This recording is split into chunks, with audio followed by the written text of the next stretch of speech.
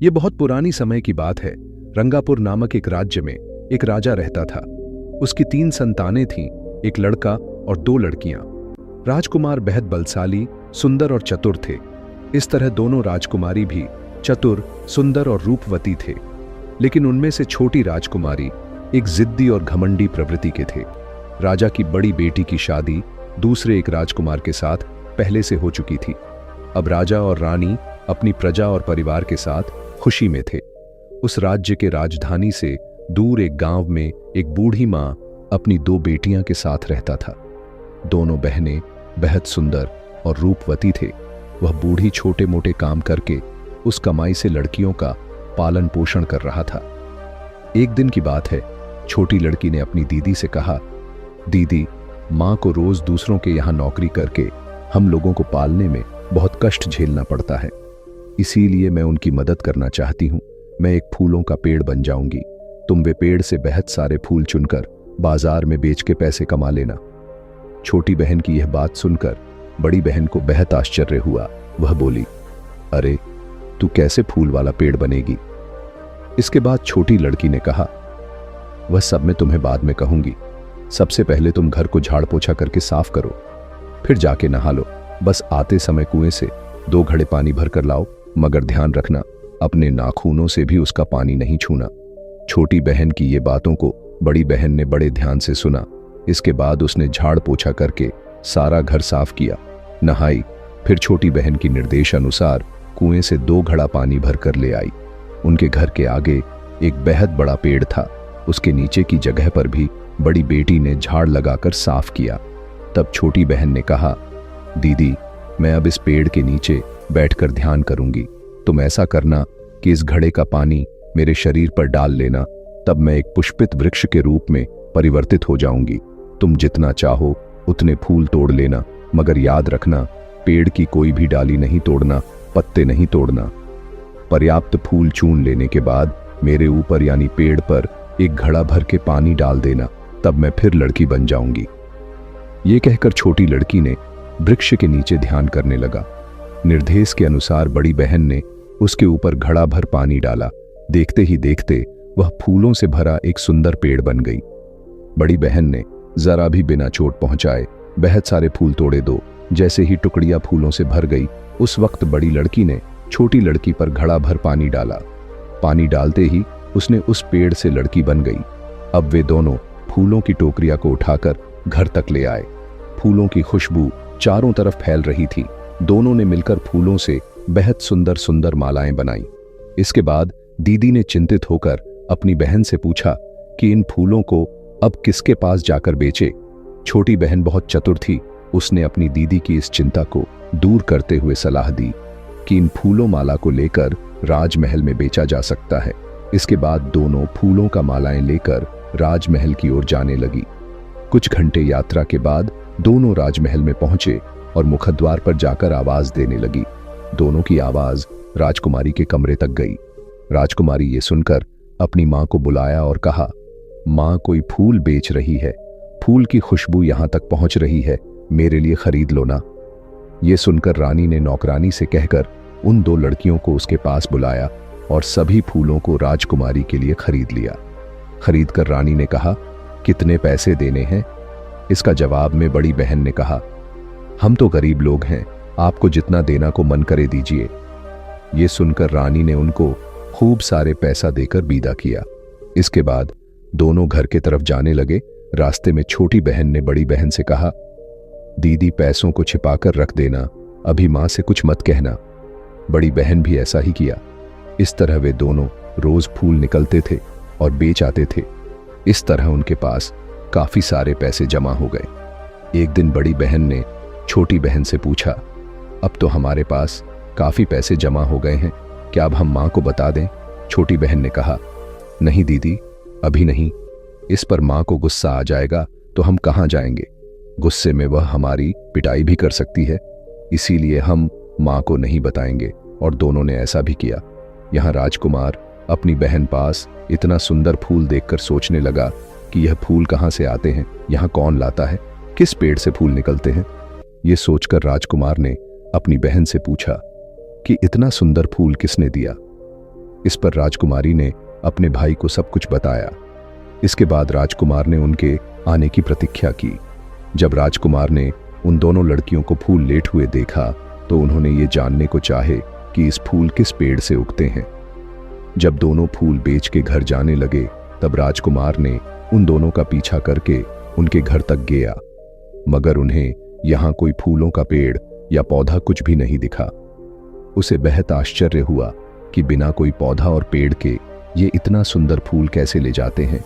इसके बाद उन्होंने घर आकर इसका समाधान खोजने लगा, मगर उन्हें कोई समाधान नहीं मिल सका। अगले दिन राजकुमार ने सुबह सुबह ही दोनों बहनें की घर तक गई ताकि पता चले कि ये दोनों फूल लाने के लिए कहाँ जाते हैं। राजकुमार ने यहाँ जाकर वह घर के सामने जो बड़ा पेड़ था उसमें छिपकर बैठ गया। सब दिन की तरह आज भी दोनों बहनें पेड़ तले की जमीन को झाड़ लगाकर साफ कर दी। फिर पहले जैसे ही बड़ी बहन ने नहाया और 2 घड़े पानी लेकर आया। फिर यहीं छोटी बहन ने ध्यान लगाकर एक सुंदर पेड़ में बदल गया। बड़ी बहन ने बेहद सारे फूल तोड़ा, फिर फूलों का पेड़ लड़की बन गई। राजकुमार ने यह सब अपनी आंखों से देख रहा था। उसे विश्वास ही नहीं हो रहा था कि यह कैसे हो सकता है। इसके बाद राजकुमार ने राजमहल को लौट आया और जाकर बिस्तर पर पड़ा रहा। राजा और रानी ने आकर उसकी सेहत के बारे में पूछताछ की, परंतु राजकुमार ने कुछ न कहा। फिर उनका मित्र यानी मंत्री जी का बेटा उसने आकर पूछा। राजकुमार ने माता पिता के आगे जो बात छिपाई थी मित्र के आगे उसे नहीं छिपा सका और सारी घटना उसके सामने विस्तार से कहा। इसके बाद मंत्री बेटे ने राजा के पास जाकर सारी बात बता दी। राजा ने ये सारे बात सुनकर दूत को उस दोनों बहनें की मां को बुलाने भेजा। बूढ़ी को तो इसके बारे में कुछ भी मालूम नहीं था। वह दूत से संदेश सुनकर डर गई और कांपते कांपते राजा के पास पहुंची। राजा ने उससे शांति से बात की और अपने बेटे के लिए उसने बूढ़ी की लड़की को मांगा और कहा, तुम्हारी 2 बेटियां हैं, हम उनमें से एक की शादी मेरे बेटे के साथ करना चाहते हैं। ये सुनकर बूढ़ी अब और ज्यादा घबरा गई। उसने सोचा कि राजा को मेरी बेटियों के बारे में कैसे पता चला। वह कांपती सी आवाज में जवाब दिया, महाराज, मैं गरीबन अपनी बेटी को आपके घर देने में कैसे इनकार कर सकती हूं। यह सुनते ही राजा ने तुरंत एक चांदी की थाली में पान पत्ता और नारियल देकर शादी तय कर दी। इसके बाद वह बूढ़ी घर लौटी। उसने सोच रहा था कि शायद ये दोनों कुछ किए होंगे, इसीलिए राजा ये शादी की बात किए। घर लौटते ही बूढ़ी ने अपने हाथ में एक झाड़ू ली। उसे दोनों बेटियों को मारकर डांटा। बता, तुम दोनों कहाँ गई थी? राजा ने तुम दोनों के बारे में पूछा है। बताओ, तुम दोनों रोज कहाँ जाते हो? दोनों बहनें को समझ में ही नहीं आया कि यह क्या हो रहा है। तब एक ने पूछा, अम्मा, हमें क्यों मार रही हो? हमें गाली क्यों दे रही हो? क्या किया हमने? इसके बाद बूढ़ी ने कहा, सच बताओ, तुम दोनों कहाँ गई थी? ऐसे तुम्हारे बारे में महाराज को कैसे पता चला? ये बोलते बोलते बूढ़ी का क्रोध और भी बढ़ता गया। ये सब देखकर दोनों घबराते हुए अपनी मां के आगे सारा राज खोल दिया और जाकर सारा जमा पूंजी लाकर बूढ़ी के आगे रख दिया। उन दोनों ने सोचा था कि मां को यह काम अच्छा लगेगा और मां चकित हो जाएगी, लेकिन हुआ कुछ उल्टा। बूढ़ी ने जैसे ही ये सब देखा, उसका क्रोध पूरा पड़ा चढ़ता ही गया। बूढ़ी ने कहा, घर में मेरे रहते हुए तुम्हें यह सब कैसे और क्यों किया? और क्या किसी ने इस तरह की कहानी भी सुनी होगी? फूलों का पेड़ मुझे छोटी समझ रहे हो? अगर सच है तो मेरे आगे एक बार पेड़ बनकर दिखा। इस प्रकार बूढ़ी ने दोनों को गाली देने लगी। दोनों ने बूढ़ी को शांत करने की बहुत बार कोशिश की। अंत में कोशिश में असफल होकर आखिर छोटी लड़की को पेड़ बनना ही पड़ा। ये देखकर बूढ़ी बड़ा आश्चर्य हुआ और इसके बाद उसका क्रोध भी शांत हो गया। अगले दिन राजा का राजदूत दोबारा बूढ़ के पास आया। दूत ने राजा का संदेश लेकर आया था। दूतों ने बूढ़ी को राजमहल आने का निमंत्रण दिया। बूढ़ी ये सब सुनकर दूत के साथ राजमहल पहुंचा। बूढ़ी ने राजा से पूछा, महाराज, अब मुझे क्या करना है? फिर राजा ने बूढ़ी को कहा, विवाह का दिन तय करने के लिए मैं तुम्हारी सहायता चाहता हूं। इस पर बूढ़ी ने सिर्फ इतना ही कहा, महाराज की जैसी इच्छा होगी, वे जब चाहे शादी रचवा सकते हैं। इस पर राजा ने राजकुमार की शादी की तैयारियां करने के लिए सभी पात्र मंत्री को निर्देश दे दिया। शादी की तैयारियां हुई, सभी रिश्तेदार और प्रियजन आए। शुभ मुहूर्त में शादी का मंडप सजा गया और पेड़ बनने वाली लड़की से राजकुमार की शादी हो गई। दोनों काफी खुश थे। राजा और रानी भी अपनी बेटे की शादी में बेहद सारे दान आदि कार्य किए। शादी हो जाने के बाद उन दोनों को एकांत में रहने के लिए छोड़ दिए और सभी लोग अपने अपने स्थान के लिए निकल गए। घंटा भर बीता, लेकिन राजकुमार ने एक शब्द तक नहीं बोला। राजकुमार चाहता था कि सबसे पहले उसकी पत्नी बात शुरू करें और लड़की चाहती थी कि उसका राजकुमार पहले बातचीत शुरू करें। ऐसे करके 2 दिन बीत गया। तीसरे दिन लड़की को चिंता हुई कि उसका राजकुमार बात ही क्यों नहीं कर रहा है, फिर तो मुझसे शादी ही क्यों की। इसीलिए तीसरे दिन के रात को लड़की ने राजकुमार को कहा, आप मुझसे बात नहीं कर रहे हैं, फिर तुमने मुझसे शादी क्यों की? राजकुमार भी तो यही चाहता था कि वह पहले मुंह खोले।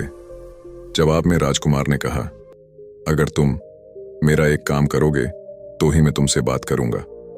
इस पर लड़की ने कहा, तुमसे किसने कहा कि मैं आपकी बात नहीं मानूंगी? कहो तुम क्या चाहते हो, मुझे आपके लिए क्या करना है? ये सुनकर राजकुमार ने कहा, मैंने सुना है कि तुम एक सुंदर फूल वाला पेड़ बनते हो। मैं देखना चाहता हूं कि तुम फूल वाला पेड़ कैसे बनते हो। इस पर लड़की ने कहा, आप ये क्या कह रहे हो? मैं कोई भूत या देवता नहीं, मैं भी औरों जैसी ही एक सामान्य लड़की हूं। क्या कोई इंसान भी कभी पेड़ बन सकता है? फिर राजकुमार ने कहा, इस तरह झूठा बोल के धोखा देना मुझे बिल्कुल पसंद नहीं। मैंने उस दिन तुम्हें एक सुंदर फूल का पेड़ बनते हुए देखा है। तुम मेरे लिए पेड़ नहीं बनोगी तो बताओ किसके लिए पेड़ बनोगी? लड़की ने अपनी सड़ी के आंचल से अपने आंसू पोंछे, फिर कहा, आप गुस्सा ना हो, आप इतना जोर दे रहे हैं तो मैं जरूर आप जो चाहेंगे वह बनूंगी। इसके लिए अब आप 2 घड़ा पानी भरकर ले आए। राजकुमार भी ऐसा ही किया, पानी भरकर 2 घड़ा ले आया। फिर राजकुमार बोला, तुम दुखी मत हो, मैं तुमसे प्यार करता हूं, बस मेरी एक इच्छा थी, इसीलिए तुम्हें कहा। लड़की ने इस पर सहमति जताई। तब राजकुमार जाकर कमरे की सारे दरवाजे और खिड़कियां बंद कर दिया ताकि ये कोई ना देख सके। यहां लड़की ने पानी को एक विशेष मंत्र से मंत्रित किया। लड़की ने कहा, ध्यान रखना, आप मनचाहे फूल चुन लेना, मगर किसी भी हालत में पेड़ की किसी भी डाली को ना ही तोड़ना और ना ही मोड़ना। फिर ये कहकर वह कमरे में ध्यान लगाकर बैठ गई। बाकी का सारा क्रम उसे सीखकर राजकुमार ने ठीक समय पर उसके ऊपर पानी उड़ेला। जैसे ही उसने पानी उड़ाला, वैसे ही उसकी पत्नी ने एक सुंदर फूलों का पेड़ बन गई। फूलों का पेड़ बनते ही कमरे में फूलों की खुशबू फैलने लगी। राजकुमार ने अपनी पत्नी के बात को मानकर नियम के अनुसार बेहद सारे फूल तोड़ा। इतना फूल तोड़ा कि फूलों का एक गद्दी हो गई। तब राजकुमार दूसरे घड़ा का पानी लाकर अपनी पत्नी यानी पेड़ के ऊपर डाल दिया। जैसे ही उसने पानी डाली, पेड़ से उसका का पत्नी फिर से मनुष्य हो गई और दोनों ने वह फूलों को फैलाकर उनका गद्दा बनाया और उसमें लौटा। बेहद दिनों तक ऐसा ही चलता रहा। रात को दोनों ढेर सारे फूलों का गद्दा बनाते और सुबह उस सभी फूलों को खिड़की से बाहर फेंक देते। ऐसे करते हुए उनके खिड़की के बाहर फूलों का एक ढेर पहाड़ दिखने लगा। एक दिन की बात है, राजकुमार की छोटी बहन ने यह फूलों का ढेर देखा और अपनी माँ से जाकर कहा, माँ देखो, भैया भाभी बहुत सारे फूल लाकर सुबह होते ही खिड़की से बाहर फेंक देते हैं, मगर देखो मुझे आज तक एक फूल भी नहीं दिया। ये सुनकर रानी ने कहा, तुम चिंता मत करो बेटी, मैं उससे कहकर तुम्हें भी फूल दिलवा दूंगी। ऐसा कहकर रानी ने राजकुमारी के लिए फूल मंगवा लिया। इस घटना को भी बेहद दिन बीत जाता है। उस समय के बीच में राजकुमारी को अपनी भाभी की फूलों का पेड़ बनने के राज को जान लिया। फिर एक दिन राजकुमार ने किसी एक काम से बाहर गया हुआ था। इस मौके पर राजकुमारी ने अपनी सहेलियों से कहा, हम सब पारिजात वृक्ष के पास जाकर खेलेंगे, साथ ही अपनी भाभी को भी साथ लेकर चलेंगे, क्योंकि भाभी ने फूलों वाला पेड़ बनती है। अगर तुम सब मेरे साथ चलोगी तो मैं तुम सबको खुशबूदार फूल दूंगी। ये सुनकर सभी सहेलियां खुश होकर जाने के लिए हाँ किया। फिर राजकुमारी जाकर अपनी माँ से कहा, माँ, हम सब खेलने जा रहे हैं, अगर आप कहें तो मैं भाभी को भी साथ ले जाऊं। रानी ने कहा, ठीक है, मगर एक साथ जाना और भाभी को अकेला मत छोड़ना। माँ से ये सब सुनकर राजकुमारी ने खुशी से अपनी भाभी के पास गया। यहाँ जाकर उसने कहा, भाभी, हमारे साथ खेलने के लिए चलो। सभी सहेलियां भी चल रहे हैं, लेकिन भाभी ने कहा, अपने भैया से स्वीकृति लेकर आओ, फिर जाएंगे। उस समय में यहाँ राजकुमार पहुंचता है। उसे देखकर राजकुमारी ने कहा, भैया, हम सब सहेलियां मिलके पारिजात पेड़ के पास खेलने जा रहे हैं। मैं भाभी को भी साथ ले जाना चाहती हूँ, भेज दो ना भैया। इस पर राजकुमार ने कहा, अरे, मुझे पूछने की क्या बात है, लेकिन तुम्हें की स्वीकृति लेनी होगी। इसके बाद राजकुमारी ने रानी के पास गई और बोली, यह क्या बात है माँ, मुझे तुम स्वीकृति नहीं देती, भैया के पास भेज देती हो। उधर भैया तुम्हारे पास भेज देते हैं। मैं भी तो तुम्हारी बेटी हूं, लगता है तुम्हें बेटी से ज्यादा बहू प्यारी हो गई है। इसके बाद रानी ने हल्का मुस्कुराकर कहा, बेटी, इस तरह कठोर बातें नहीं करते। ठीक है, अपनी भाभी को अपने साथ ले जाओ, मगर शाम से पहले आ जाना। राजकुमारी खुश होकर अपनी भाभी और सहेलियों के साथ खेलने के लिए चला गया। जाकर पारिजात वृक्ष की छांव में सब सहेलियों के साथ राजकुमारी भी खेलने लगी। इस बीच राजकुमारी ने अपनी भाभी से कहा, भाभी, मैंने सुना है कि आप फूलों पेड़ बन जाते हो, हमें भी दिखाओ ना कि आप कैसे फूलों वाला पेड़ बनती हो। मेरी साथ ही सभी सहेलियां भी देखना चाहती हैं। इस बात पर भाभी ने कहा, ऐसा तुमसे किसने कहा, मैं भी तुम जैसे ही एक इंसान हूं, भला कोई इंसान भी पेड़ बन सकता है। फिर राजकुमारी ने कहा, भाभी, देख रहे हो ना, मेरे और मेरे सहेलियों के बालों पर एक भी फूल नहीं है, हमारे लिए एक बार बन जाओ ना। इसके बाद भाभी ने उन्हें बेहद बार समझाया, लेकिन राजकुमारी नहीं मानी, तो फिर जाकर वह पेड़ बनने के लिए राजी हो गई। इसके बाद भाभी ने सबको निर्देश दिए कि जाओ, सबसे पहले 2 घड़ा भर के पानी ले आओ। सभी ने जाकर पानी ले आए और फिर वह पानी को मंत्रित किया। फिर उसने ध्यान करने बैठा और कहा, मैंने ध्यान करते समय तुम किसी एक घड़े का पानी को मेरे ऊपर डाल देना, लेकिन ये याद रखना, जितना चाहे उतना फूल तोड़ना, लेकिन किसी डाली को मत तोड़ना। ये सा कहकर वह ध्यान करने लगा। थोड़ी देर के बाद सभी ने ऐसा ही किया। उन्होंने जैसे ही पानी डाली, वह एक सुंदर खुशबूदार फूलों वाला पेड़ में बदल गई। ये सब होते हुए शाम हो चुकी थी। ये ग्रीष्म का समय था, इसीलिए आकाश में बिजली कड़कने के साथ थोड़ी थोड़ी बारिश शुरू हो गई। सभी बारिश के लिए जल्दी जल्दी फूल चुनते हुए सावधान में नहीं रहे और थोड़ी पत्ते भी तोड़ दिए। तब तक बारिश बेहद जोरों से शुरू हो गए। बारिश के कारण राजकुमारी और सभी सहेलियों ने बिना अपनी भाभी को इंसान किए यहाँ से चले गए। थोड़ी देर में जोरों के बारिश के कारण यहाँ पानी बेहद जोरों से बहने लगा। फूलों वाला पेड़ बनते हुए वह उस पानी में बह गया, लेकिन कैसे करके वह अपने आप को इंसान का रूप बनाया और एक किनारे जा लटका। उसने इंसान तो बनी, लेकिन पत्तें तोड़ने वजह से उनका शरीर अस्वस्थ हो गया था। इधर राजकुमार ने अपनी बहन को सहेलियों के साथ देखा, पर उसे उसकी पत्नी कहीं भी दिखाई नहीं दी। तो उसने अपनी बहन से पूछा कि वह भाभी को कहाँ छोड़कर आई है।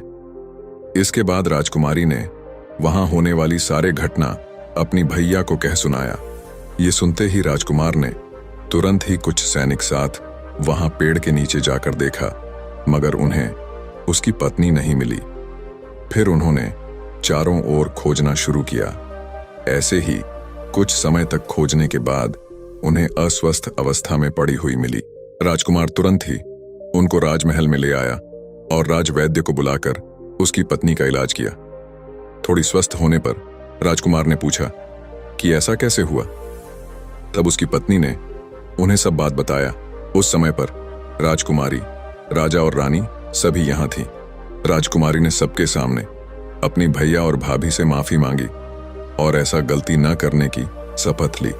इसके बाद सभी खुशी खुशी रहने लगे। दोस्तों, ये कहानी को कैसे शेष करें, शेष भाग में क्या रखना चाहिए था, हम ये आपसे जानना चाहते हैं। इसीलिए अपना राय कमेंट बॉक्स में जरूर दीजिएगा। बाकी आपकी कहानी अच्छी लगी हो तो सब्सक्राइब करके बेल वाला घंटी दबाना, इसके साथ लाइक और शेयर करना और हमारी दूसरी दिलचस्प कहानियां को भी जरूर देखना। जय सीताराम।